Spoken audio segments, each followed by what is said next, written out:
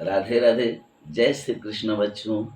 आज सानू जी, प्रियंका जी, परी रानी, संदीप जी, हर्षवर्धन जी और बहुत सारे छात्रों ने मुझे कहा कि सर आप एक मोटिवेशनल स्पीच बना करके और डालें, तो इसलिए मैं आप लोगों की बात को मानते हुए आज मैं आपको जो बताऊंगा उसका विषय है सफलता का रहस्य। बच्चों, सफलता मुझे अनायास ही नहीं प्राप्त हो जाती है, या किन्हीं को भी अगर सफलता प्राप्त होती है तो अनायास ही नहीं प्राप्त हो जाती है। इसके लिए उनकी निरंतर मेहनत, कोशिश, ईमानदारी, लगनशीलता और प्रयास उनका प्रधान होता है। और जिस किनारे पर हम लोग रहते हैं वास्तव में वह असफलता का किनारा होता है।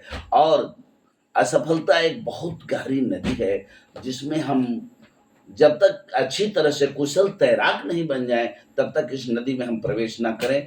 और धीरे धीरे धीरे धीरे कर करके और जब हम कुशल तैराक बन जाएंगे तो हम सफलता के किनारे तक पहुंच सकते हैं।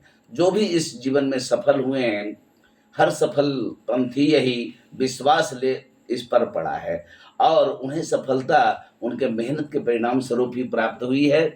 और मैं आपको बताऊं, आज जो है मशहूर वो कल तक थे नए, और किसी ने आगे बढ़ा दिया तो आगे बढ़ गए।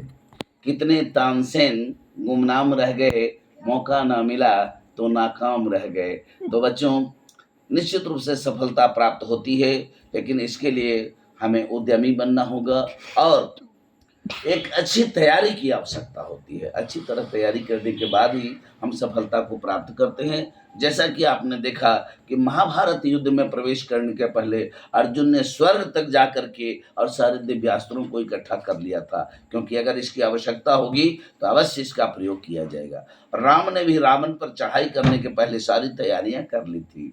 इसी तरह से महात्मा गांधी ने भी अंग्रेजों से लड़ने के पहले सारी तैयारियां कर ली थी। और जो बिना तैयारी के आक्रमण कर देते हैं निश्चित रूप से उन्हें असफलता प्राप्त होती है। तो हम लोगों को भी यही करना है, अच्छी तरह से पहले तैयारी करनी है, फिर इसे सफलता के लिए प्रयास करना है। और अगर हम असफल हो भी जाते हैं तो ये समझना है कि मेरे प्रयास में थोड़ी कमी रह गई थी और मैं थोड़ा प्रयास करूं और अगले बार मैं इससे बेहतर करूंगा। धीरे धीरे धीरे करके निश्चित रूप से एक समय आपको सफलता प्राप्त होगी और मेरा आशीर्वाद आपके साथ है। इन्हीं शब्दों के साथ मैं आज वाणी को विराम देता हूँ। जय श्री कृष्ण।